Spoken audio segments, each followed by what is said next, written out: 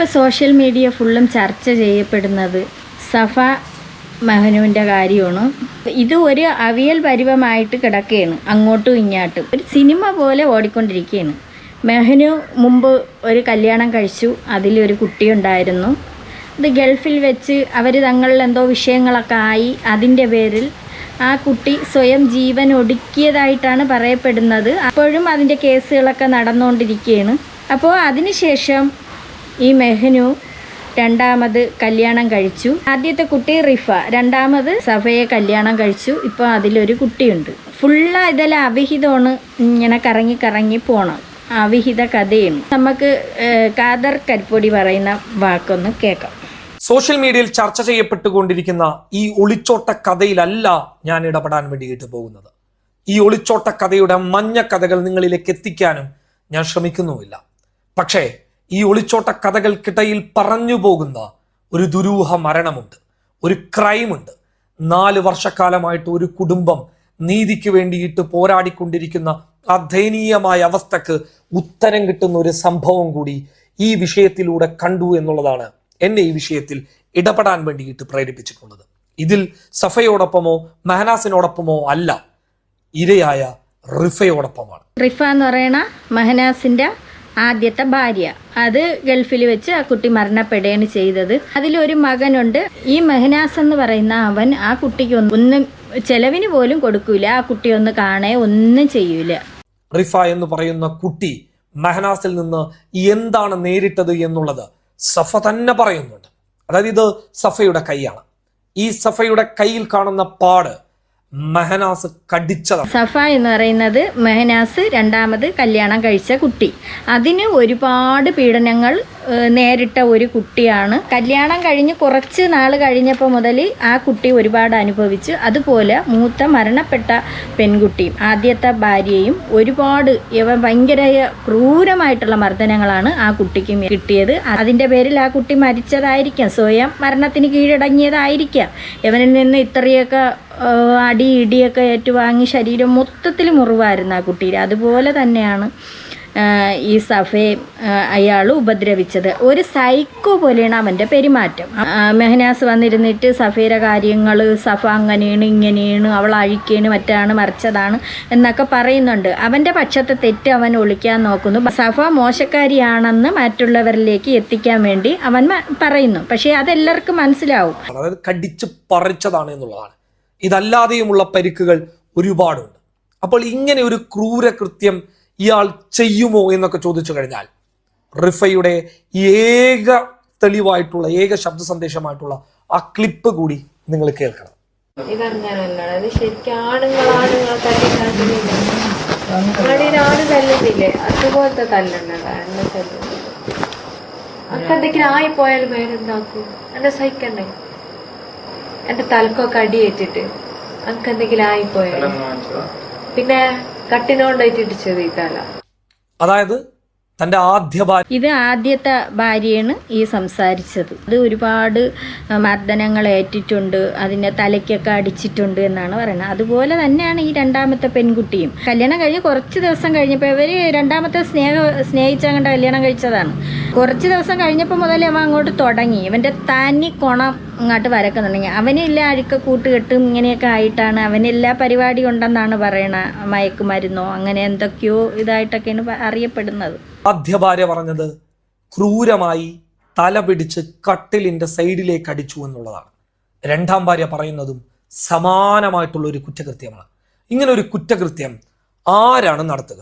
ഒന്നെങ്കിൽ അയാൾ ലഹരിക്കടിമയായിരിക്കണം, അമിതമായ ലഹരി ഉപയോഗിക്കുന്ന ഒരാളായിരിക്കണം. അതല്ല എങ്കിൽ അയാൾ ഒരു തരം പ്രത്യേക രോഗിയായിരിക്കണം, ഈ സൈക്കോപാത്ത് പോലെയുള്ള ഒരാളായിരിക്കണം. അങ്ങനെ ഒരാൾക്കല്ലാതെ ഇങ്ങനെ ചെയ്യാൻ പറ്റില്ല. അപ്പൊ സ്വാഭാവികമായിട്ടും ഈ ക്രൂരത കാണുമ്പോൾ റിഫ എത്ര വലിയ ക്രൂരതക്ക് ഇരയാക്കപ്പെട്ടിട്ടുണ്ടാകും എന്നുള്ളത് നിങ്ങൾ മനസ്സിലാക്കുക. കേവലം ഒരു മഞ്ഞ വാർത്തക്കപ്പുറത്ത് ഈ ക്രൂരതക്ക് ഇരയാക്കപ്പെട്ട് നീതി കിട്ടാതെ പോയ റിഫയ്ക്ക് വേണ്ടിയിട്ടുള്ള ഒരു ശബ്ദം കൂടി ആകണം ഈ സമയം എന്നുള്ളത് നിങ്ങൾ ഓർമ്മിപ്പിക്കുകയാണ്. ഇനി ഈ മെഹനാസ് സൈക്കോയാണ് എന്ന് ഞാൻ പറയാനുള്ള കാരണം, ഇയാൾ തിരൂര് കേന്ദ്രീകരിച്ച് നടത്തുന്ന പെൺവാണിഭ റാക്കറ്റിന്റെ തലവനാണ്. അതായത് ഒരുപാട് പെൺകുട്ടികളുടെ ജീവിതം നശിപ്പിച്ച, ഒരുപാട് പ്രവാസികളുടെ ജീവിതം നശിപ്പിച്ച, ചെറിയ ഒരു കുട്ടിയെ പീഡിപ്പിച്ചതിന്റെ പേരിൽ പോക്സോ കേസ് നിലനിൽക്കുന്ന, നിലവിൽ അവരെ പീഡിപ്പിച്ചിട്ട് ആ കേസൊക്കെ ഒഴിവാക്കി എന്നുള്ളതാണ് എനിക്കറിയാൻ വേണ്ടിയിട്ട് പറ്റിയിട്ടുള്ളത്. അത്രയും വലിയ ക്രൂരനായ ഈ സൈക്കോയാണ് മെഹനാസിനെ പ്രൊമോട്ട് ചെയ്യാൻ വേണ്ടിയിട്ട് പിന്നണിയിൽ കളിക്കുന്നത് എന്നറിയുമ്പോൾ ഒരു കാര്യം വ്യക്തമാണ്, ഇവർക്ക് വ്യക്തമായ ലഹരി ഇടപാടുണ്ട്. നാട്ടുകാര് ഈ പറയുന്നവനെ പഞ്ഞിക്കിട്ട് സ്റ്റേഷനിലിട്ടിട്ട് നാട്ടുകാർ തല്ലിച്ചതച്ച ഒരു പരനാറിയാണ് ഇവന്. അപ്പോൾ ഇതിൻ്റെ പിന്നിൽ ഇവനെ കൊണ്ട് ചെയ്യിക്കാൻ ആളുണ്ട് എന്നാണ് പറയണത്. ഈ മെഹനാസ് രണ്ടാമത് കല്യാണം കഴിച്ച സഫ എന്ന് പറയുന്ന പെൺകുട്ടി ഇപ്പോൾ ഒരു ഇൻ്റർവ്യൂ കൊടുത്തിട്ടുണ്ട്. ആ ഇൻ്റർവ്യൂവിൽ കുറച്ച് കാര്യങ്ങൾ പറയുന്നുണ്ട്. മെഹനാസ് പറയുന്നത് ഈ സഫ ഫസ്മിനാരെ ഭർത്താവിനെ അടിച്ചുകൊണ്ട് പോയി എന്നാണ് പറയുന്നത്. അവർ തങ്ങളിൽ സ്നേഹത്തിലായിരുന്നു. അങ്ങനെ അവൻ്റെ കൂടെ ഒളിച്ചോടിയതായിട്ടൊക്കെയാണ് ഈ സൈക്കോയായ മെഹനാസ് പറയണത്. അതൊക്കെ വെറുതെ പറയണതാണ്. ആ കുട്ടി വന്നിട്ട് പറയുന്നുണ്ട് അതൊക്കെ വെറുതെയാണ് പറഞ്ഞുണ്ടാക്കണത്. ഈ ഫസ്മിനെയും ലല്ലു എന്നാണ് അവനെ വിളിക്കുന്നത്, ഫസ്മിനയുടെ ഭർത്താവിനെ, അവർ തങ്ങളിൽ ഇത്തിരി ഇഷ്യൂ ഒക്കെ ആയി അവർ തങ്ങളിൽ പിണങ്ങി കഴിയുകയാണ്. ഫസ്മിനയുടെ ഭർത്താവിനെയാണ് സഫ അടിച്ചുകൊണ്ട് പോയത്. മെഹനു പറയുന്നുണ്ട് എൻ്റെ ഭാര്യയെ അടിച്ചുകൊണ്ട് പോയെന്നും ഭാര്യ അവൻ്റെ കൂടെ മറ്റവൻ്റെ കൂടെ ഇറങ്ങിപ്പോയെന്നും എന്നൊക്കെ പറയുന്നുണ്ട്. അതുപോലെ ഫസ്മിനെ രംഗത്ത് വന്നിട്ടുണ്ട്. ഇതിപ്പം ഫുള്ള് ഒരു കൂട്ടി കുഴയിൽ, ഒരു അവിയൽ മൊത്തത്തിൽ കുഴഞ്ഞു കിടക്കുന്നത് പോലെ 3-4 പേര് ചേർന്നുള്ള ഒരിത്. എന്താണ് ഇതിൻ്റെ സത്യാവസ്ഥ? ആർക്കും ഇത് മനസ്സിലാവുന്നില്ല.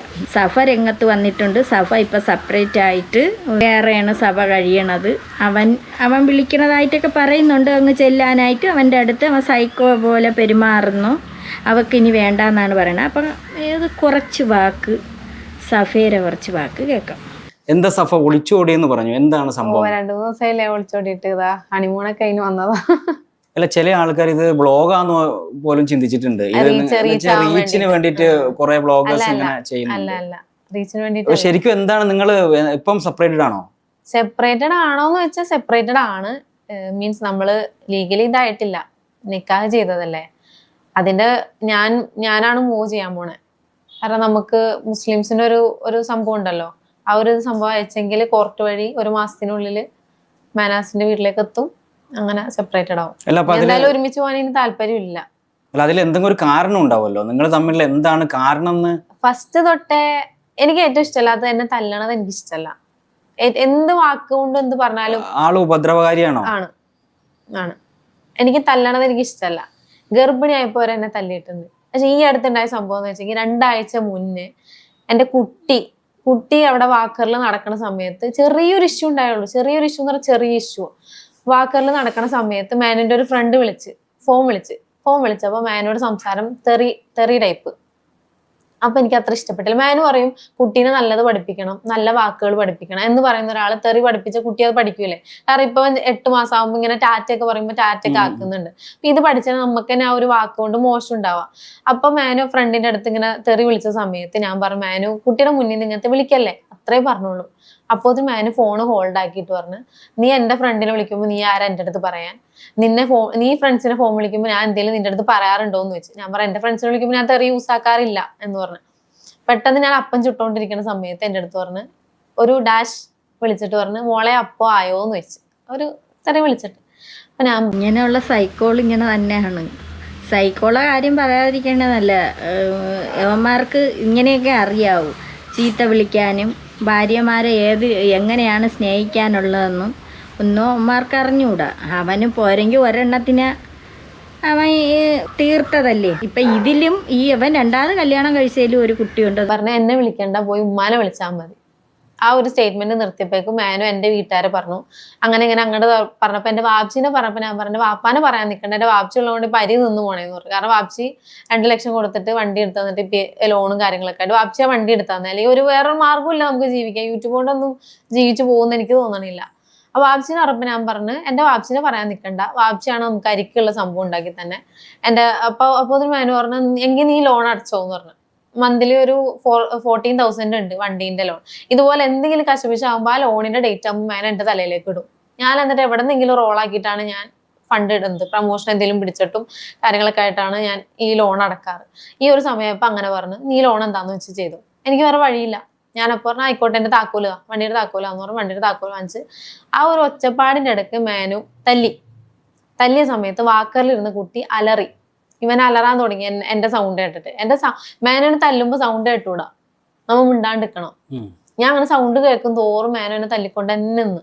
പെട്ടെന്ന് കുട്ടി അലറിയപ്പോ ഞാൻ എന്ത് ചെയ്തു, വേഗം കൊച്ചിനെയും പിടിച്ച് ഒക്കത്ത് വെച്ചിട്ട് ഞാൻ നീങ്ങി നിന്ന്. എനിക്ക് പേടിയായിപ്പോ, കാരണം കുട്ടികളുകൊണ്ട് എന്ത് ചെയ്താലും എനിക്ക് നമുക്ക് ഒറ്റക്കാണി ഉള്ളത് അറിയാല്ല. ഈ കുട്ടി ഒരുപാട് അനുഭവിച്ചു, ആദ്യത്തതും അങ്ങനെ തന്നെ ഒരുപാട് അനുഭവിച്ചു. അതുകൊണ്ടായിരിക്കും അത് ആ കടുങ്കൈ ചെയ്തത്. അതുപോലെ ഇതിങ്ങനെയൊന്നും ചെയ്യാതിരിക്കട്ടെ, അവൻ്റെ കൂടെ ഇങ്ങനെയുള്ള സൈക്കോളുടെ പോവാതെ ഇതതിൻ്റെ ജീവിതം പോയി നോക്കി ജീവിക്കട്ടെ, അതാണ് നല്ലത്. അല്ല യവന്മാരുടെയൊക്കെ പോയിട്ട് അവസാനം അവന്മാർ തന്നെ തീർക്കും അതിൻ്റെ ഒന്നും, അത് അതിൻ്റെ ഉയരും കൊണ്ട് ഇത് പോണത് തന്നെ നല്ലത്. ഓടി രക്ഷപ്പെടാം. പക്ഷെ കൊച്ചിനെ കൊണ്ട് എനിക്ക് പേടിയായി. മേലെ അപ്പോത്തിന് വാക്കർ എടുത്തെറിഞ്ഞ് അവിടെ ഇരിക്കുന്ന സാധനങ്ങളൊക്കെ വലിച്ചെറിഞ്ഞ്. അപ്പൊ എനിക്ക് ടെൻഷനായി, കൊച്ചിന്റെ മേത്തോണ്ടാ തീർന്ന്. അപ്പേക്കും മേന വന്നിട്ട് ഈ ഒരു ഭാഗത്ത് എന്റെ ഈ ഒരു സൈഡിലിട്ട് ഈ ആണുങ്ങൾ എങ്ങനെയാണ് ഇടിക്കുക, ആണുങ്ങളുടെ നടക്കൂല മേനയുടെ പരിപാടി, ആണുങ്ങൾ എങ്ങനെയാണ് ഇടിക്കുക അതുപോലെ തന്നെ ഈ ഒരു ഭാഗത്ത് ഫുള്ളിട്ട് ഇടിച്ച് നിർത്താണ്ട് ഇങ്ങനെ കുത്തി കുത്തി കുത്തി ഇടിക്കൂലേ, അങ്ങനെ ഇടിച്ചുകൊണ്ടിരുന്നപ്പോ എന്റെ കുട്ടി മീൻസ് അലറൂല സൗണ്ട്, എന്റെ സൗണ്ട് ആയിട്ടിട്ട് അവനെ ഒച്ച ഉണ്ടാക്കി. അതിപ്പോഴും എന്റെ മനസ്സിലുണ്ട്. അപ്പോ ആ അലറിയപ്പോഴേക്കും ഞാൻ എന്ത് ചെയ്ത് മിണ്ടാൻ നിന്നില്ല. ഞാൻ എന്ത് ചെയ്ത് മിണ്ടണ്ട, വേഗം ഇറങ്ങി പോവാന്നുള്ള രീതിയിൽ ഞാൻ എന്ത് ചെയ്ത് വേഗം കുട്ടീൻ്റെ അടുത്ത് റൂമിൽ കയറിയിട്ട് ലോക്ക് അടിച്ചിട്ട് ഞാൻ മേനന്റെ ഉമ്മാനെ വിളിച്ച് ഞാൻ കാര്യങ്ങൾ പറഞ്ഞു. ഉമ്മ ഇങ്ങനെയൊക്കെയാണ് സംഭവം, അങ്ങനെ പറഞ്ഞപ്പോൾ ഉമ്മ പറഞ്ഞു, നിങ്ങളുടെ പറഞ്ഞതല്ലേ അവനിക്ക് ലോൺ അടക്കാൻ പറ്റൂല, എന്തിനിങ്ങനത്തെ ഒരു വണ്ടിയൊക്കെ എടുത്ത് കൊടുത്തേന്ന് ഉമ്മ എൻ്റെ അടുത്ത് ചോദിച്ചു. അപ്പൊ ഞാൻ പറഞ്ഞു, ആ മേനോടത്ത് ചോദിച്ചിട്ട് തന്നെയാണ് മേനോന് വാപ്പിച്ച് വണ്ടി എടുത്ത് കൊടുത്തത്. മേനോടത്ത് ചോദിച്ച് അവന്മാര് ഭാര്യമാരടുത്ത് പറഞ്ഞിട്ട് എത്ര ഉണ്ടെങ്കിലും അങ്ങ് അവന്മാരെ കയ്യിലാക്കാൻ നോക്കും. ഭാര്യമാരെ വകകൾ മൊത്തം അങ്ങ് കയ്യിലാക്കാൻ നോക്കും. എന്നിട്ട് അവളുമാർക്ക് ഇടിയും കിട്ടും. ഭാര്യമാർക്ക് കിട്ടണ ഫുള്ള് ഇടിയാണ്, ഇടിയും തൊഴിയും. പിന്നെ അവരെ കണ്ടുകൂടാ. എല്ലാം അങ്ങ് കൈക്കലാക്കുന്നത് വരെ ഭാര്യമാർ കൊള്ളാം. പിന്നെ അത് കഴിഞ്ഞിട്ട് ഒരു ശകലം പോലും കണ്ടുകൂടാ. അവന്മാർ തോന്നിയാസം കണക്ക് അവന്മാർ നേരം വെളുത്തിറങ്ങി അങ്ങ് പോകും. അതുപോലെ തന്നെ കുറേ കൂട്ടുകാരുമൊത്ത് അങ്ങ് പോവും. അതാണ് ഖാദർ കരിപ്പൊടി പറഞ്ഞത്. അവന് ഇങ്ങനെയുള്ള എന്തോ കഞ്ചാവ് ഇങ്ങനെയൊക്കെ ഉള്ള അവരുമായിട്ടാണ് കൂട്ട്. അവൻ എന്തോ ഇത് കാണും, അതാണ് അവൻ ഇങ്ങനത്തെ പ്രവൃത്തികൾ കാണിക്കുന്നത്. അടക്കാൻ പറ്റുമെന്ന് മേനോട് ചോദിച്ചപ്പോ മേനോ പറഞ്ഞു അടക്കാൻ പറ്റുമെന്നുള്ള രീതിക്ക് തന്നെയാണ് നമ്മള് വണ്ടി എടുത്തത്. ഇമ്മാതിരി ചെയ്തപ്പോ ഞാൻ ഉമ്മാടുത്ത് കാര്യങ്ങൾ ഫുള്ള് പറഞ്ഞു. ഉമ്മ എനിക്കിങ്ങനെ പറ്റൂല, എനിക്ക് കുട്ടീനെ ഇതാകൊണ്ട് പേടിയാണ്, കാരണം കൊച്ചു ചെറുതാ, വല്ല ട്രോമയും കാര്യങ്ങളൊക്കെ ചെറുതിലേ വന്നെങ്കിലും പോയി, വാപ്പയില്ലെങ്കിൽ അത്രേ ഉള്ളൂ.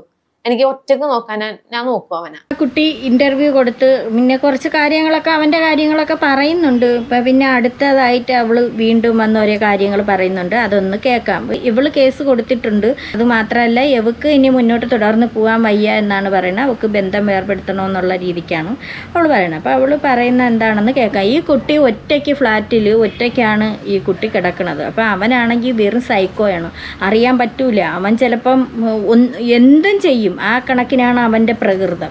ഒറ്റയ്ക്ക് നിൽക്കുന്ന റിസ്ക് ആണ്, കുട്ടീനെ കൊണ്ട് ഒറ്റയ്ക്ക് നിൽക്കുന്ന റിസ്ക് ആണ്.